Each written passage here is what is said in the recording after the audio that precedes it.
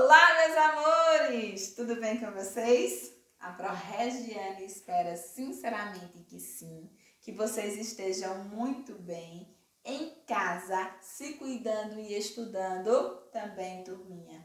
Hoje nós vamos para mais uma aulinha de Geografia e na aula de Geografia de hoje nós vamos continuar trabalhando China, só que agora pela ótica dos pontos históricos. Então, vamos focar nesses pontos históricos que vão marcar aí a China.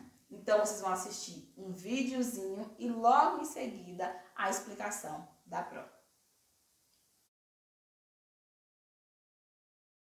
Então, histórico, né? Parte 1. Então, a gente vai dizer que o surgimento da civilização chinesa é datado de 3000 antes de Cristo, né? De 5 a 3000 aí antes de Cristo. É uma civilização aí milenar, como eu já costumo dizer, como eu sempre digo para vocês. Eu quero que você observe que a gente troca, né, aqui o processo histórico, né, a partir do movimento nacionalista que aconteceu em 1911. Em 1911 mesmo, mas de forma mais firme, em 1912 a gente instaura processo de república. Então, a gente sai de uma China imperial, né, de impérios, de grandes impérios, e a gente vai começar aqui a um período conhecido como um período republicano. Então, observem aí, como a gente já colocou no videozinho, a questão das disputas e tudo mais. Então, a potência econômica, né, conhecida China, do grande império ao período socialista. Então, a gente vai começar a entender esse processo todinho agora. Vocês já entenderam que já assistiram o vídeo.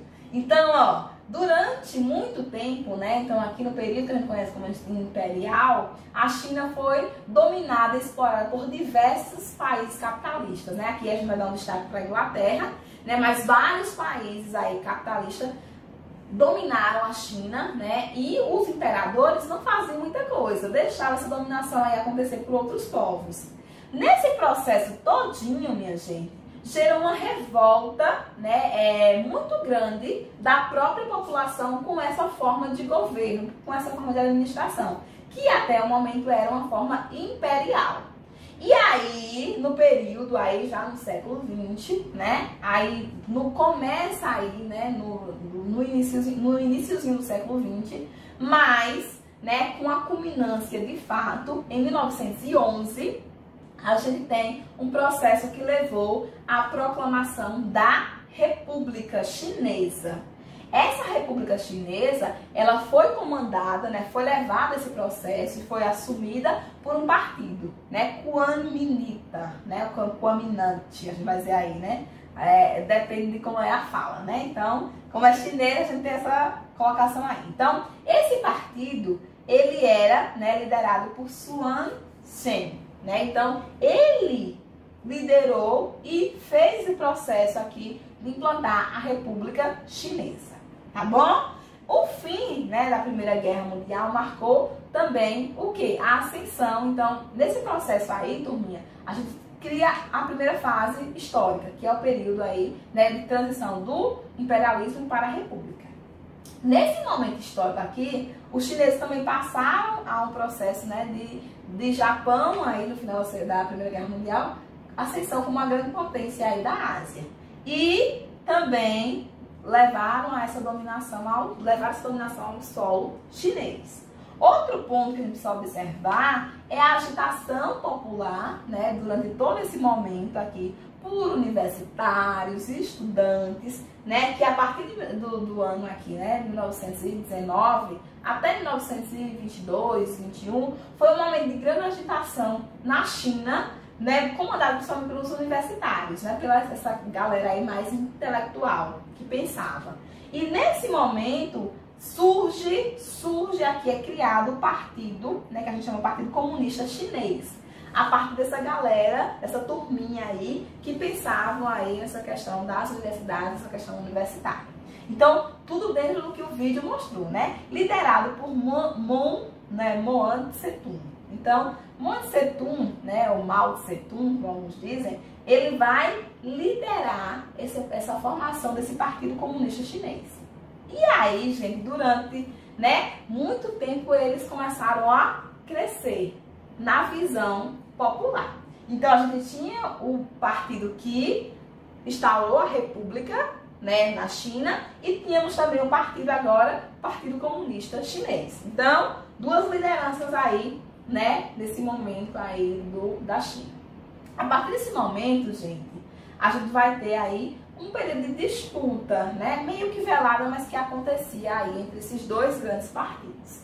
E em 1931, né, fundaram também a questão da República Soviética da China, ainda dentro do partido, né, chinês, né, porque eles perderam algumas influências na região, ali, principalmente de Pequim, né, e Xangai, e eles foram refugiados mais para o interior. Aquele partido lá, né, mais ligado às bases socialistas, comunistas, eles acabaram perdendo essa influência e em 1931 foram mandados, né, mais para o interior, e lá eles fundaram também a República Socialista da China, né, mas nesse leste do país, né? Então, ó, fizeram uma revoltazinha ali interna. Nesse momento, o Japão também faz o processo de invasão da Manchúria. Então, além das disputas desses dois grandes partidos, turminha, né, que já queriam aí esse processo de tomada, já numa guerra, né, mas aí uma guerra mais entre eles dois, e o Japão ainda voltando para a região ali, né, invadindo a região, né, uma região extremamente produtiva da Manchúria. O que acontece a partir de agora? Né? Mesmo assolados pelo imperialismo japonês, tanto o partido, né, liderado por Sun Yat-sen e o partido liderado por Mao Tse-tung entraram numa disputa, né, interna. Né? Então, esse partido que liderava, né, os Kuomintans, eles que lideravam, eles começaram a esmagar, né, o Partido Comunista aqui da China. Então, houve um período de disputa direta entre eles dois. E nesse momento aqui, de 39 a 45, né, o nacionalismo e o comunismo se uniram para fazer o que, minha gente? Para expulsar o Japão. Ok? Foi um momento onde eles deram uma trégua, eles estavam em guerra, uma guerra civil aí chinesa. Mas eles deram uma trégua nesse momento aqui da história, 39 a 45, para poder, né, expulsar os japoneses e ficar com o território todo para eles. Depois dessa expulsão, voltaram a uma briga interna, ok? Entre esses dois partidos. Nesse momento, né, o Partido Nacionalista, que era Kuomintang, né, o nacionalista, ele acaba perdendo. E aí, como eles perderam, eles foram se refugiar em Taiwan, né, na ilha Formosa, que a gente chama também, né? E aí lá fundaram a China capitalista.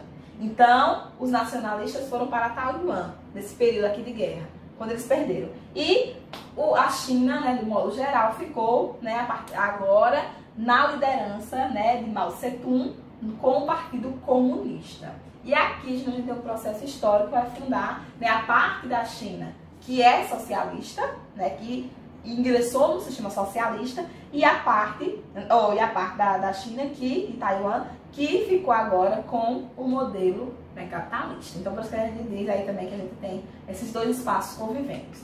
A quarta parte da história é que, né, alinhado com a República Socialista Soviética, Mao Tse-tung lidera aí esse movimento socialista e implanta, né, esse sistema socialista na China. Mao Tse-tung, né, governou sobre duras críticas, né, passou um período aí de duras críticas, mas ele ainda começou a propor medidas. Uma das grandes medidas foi o Grande Salto para a Frente, no ano, que coloca o quê? Que queria justamente, né, acabar com alguns pontos, né, do período que foi governado pelos nacionalistas. E esse período do Grande Salto para a Frente leva a China para uma grande crise. E aí ele começa, de fato, a não ser bem visto, né? A ter uma colocação aí para a população de não aceitação, ok? E aí a gente vai ter a morte de muitas pessoas, um período de colapso mesmo aí na China. Em 1960, a China rompe com a questão da URSS e cria, né, aí o seu modelo de socialismo próprio.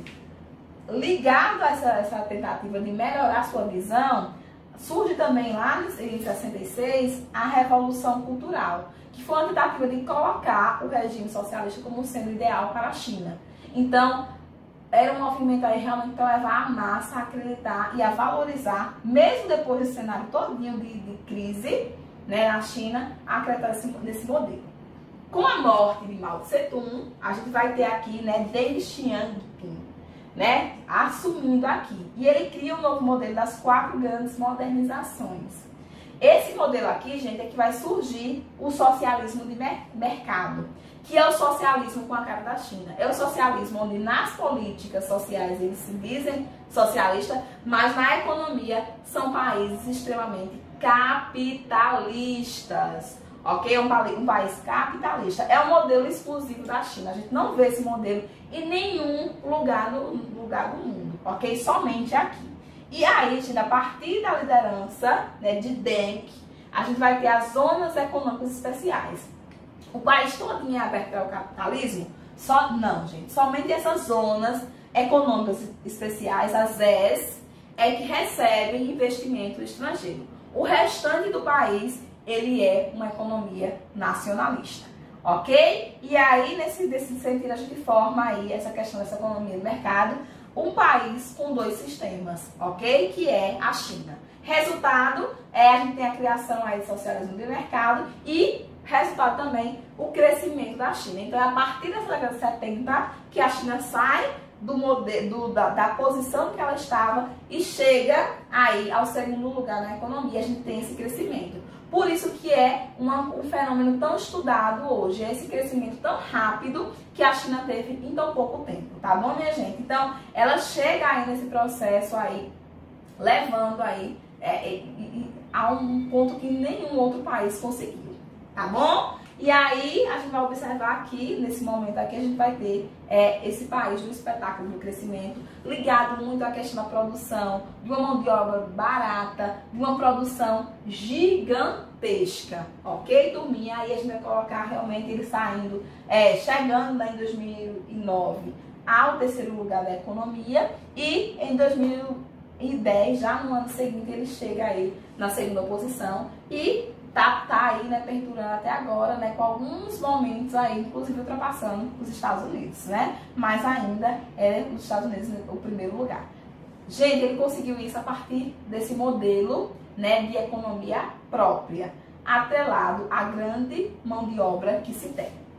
Pontos que a gente precisa observar, né, o país não é mais uma promessa, ele é uma realidade, né, a China atual pode ser considerada como um novo sinônimo da reinvenção para a palavra globalização, porque ele conseguiu fazer esse contexto aí realmente todinho.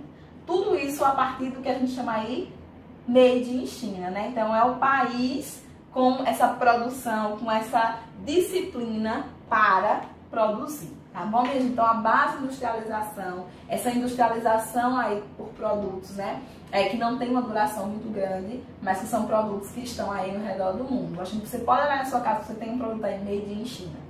Tá bom? Então, a China consegue, a partir desse processo histórico, chegar a esse modelo econômico que é essa segunda economia do mundo. O que a gente observa aqui? Que a China terá o PIB, né, que corresponde a 28% da riqueza mundial, superando os Estados Unidos aqui. Ele coloca já em 2050, mas aí os especialistas, isso é uma projeção, né, antiga. Atualmente, a projeção já coloca isso aí para 2030, né? Superando aí, inclusive, os Estados Unidos nessa economia mundial. Projeções científicas. A China passa por alguns problemas, turminha. Isso aí, os problemas que eu coloco aqui, né? Entre os problemas que a Pro está colocando aqui para vocês, é justamente, né, essa intensa questão da pena de morte que foi aplicada, né, a política do licenciamento, né, familiar, a política do filho único, né, a possibilidade de se tornar um país, né, mais poluente. Então, são alguns problemas que a China tem que conviver a partir desse modelo do crescimento aí que ela adotou, né? E aí, além de grandes desafios que ela também enfrenta na questão aí da populacional e também ambiental. Esses aqui são alguns problemas que a China, né, precisa passar, né, muito ligado a isso, ok? Problemas que a gente vai aí não ver muitas coisas sendo feitas para poder melhorar. Turminha, a pecuária é um ponto que a gente precisa observar. Na região da Manchúria, a gente vai encontrar um dos solos mais férteis do mundo, né, que é os Loess. Essa região é uma região que ela é muito adequada à questão da agricultura, que também a gente precisa observar que a China também é uma grande, né, produtora a essas questões agropecuárias, tá bom? Então também está muito ligado a isso daí, esse processo, né, desse solo tão rico aí nessa região. Então, também é uma potência agropecuária aí, mas também como tem uma grande população, ele precisa comprar muita coisa de fora, tá bom? Não supre tanto aí por conta disso, tá bom? Então, muito voltada a sua economia à questão da industrialização de produtos aí, né, mais compactados, de uma durabilidade menor, e também a questão da agricultura, para atender ao abastecimento interno. Problema ambiental, que é o último tópico aqui para a gente poder finalizar essa aula, é também um dos pontos que a China mais tem que se preocupado, né? E mais tem sido cobrada de uma forma internacional. Por quê? Porque, por conta da sua grande quantidade de população, né, as emissões aí, né, de gases, né, do efeito estufa, né, essa rápido consumo de recursos de água, vem sendo aí extremamente prejudicada também. Então, o país, ele ainda está no crescimento econômico, mas tem muita coisa na questão social para avançar, tá bom? Então, esses pontos que a Pro queria mencionar com vocês. A nossa missão era comentar realmente como é que ela chega a acessar a economia, essa maior economia do mundo. Então, era a nossa função na aula de hoje. Eu espero sinceramente que vocês tenham gostado, que vocês tenham entendido, né, o que foi colocado. Então, né, fiquem com Deus, né, até o nosso próximo momento, falando ainda, né, sobre esse país.